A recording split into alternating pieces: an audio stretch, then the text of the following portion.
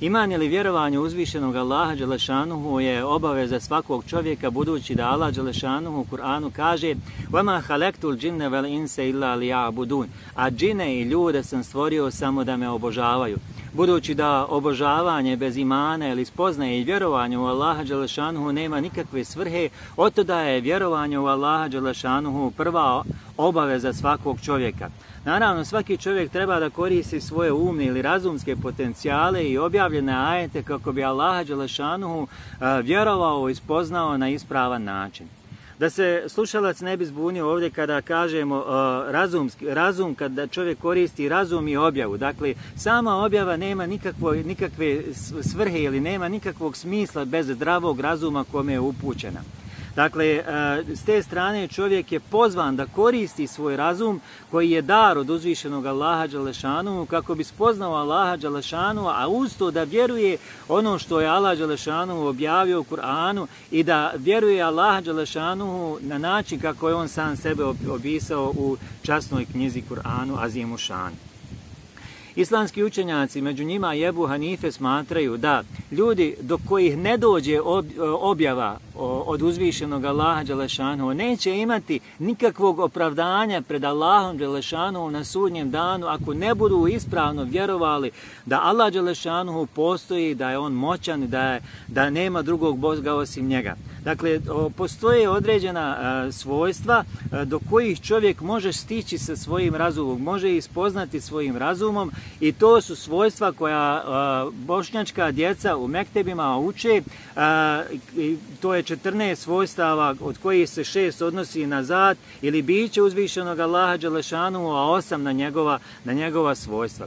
E sad, kada kažemo da bošnjačka djeca u mektebima iz ilmihala uče o 14 Božjih svojstava, dakle, mi kažemo da su to svojstva do kojih osoba ili bilo koji čovjek može da dođe razumskim korištenjem razuma, svog intelekta, svojim umnim kapacitetima.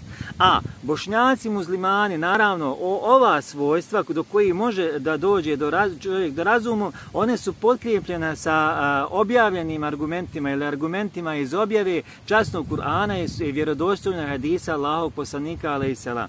Uz ovih 14 svojstava svi bošnjaci muslimani vjeruju u sva svojstva s kojima se uzvišeni Allah dželešanuhu opisao u časnom Kur'anu i kojim ga je opisao, svojstvima koji ga je opisao vjerovjesnik alejselam, a spomenuta su vjerodostojnim hadisima.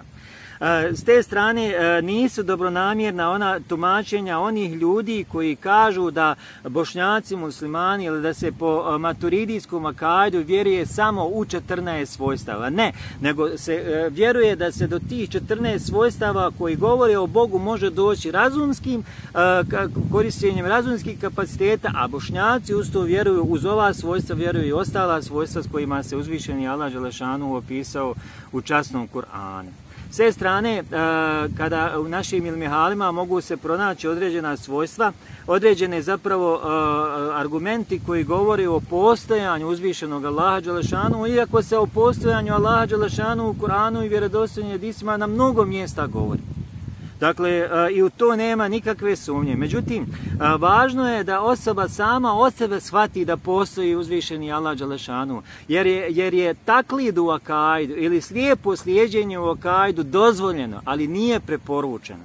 S te strane, svaki čovjek bi trebao da koristi svoje umne kapacitete kako bi shvatio da postoji stvoritelj ovoga svijeta. Naime, evo, razmišljajući o ovome svijetu koji je u stalnim promjenama, koji je izložen stalnom stvaranju i rastvaranju, čovjek vidi da je zapravo svijet oko njega, dakle, da je u nekom procesu stvaranja, a nema stvaranja bez stvoritelja.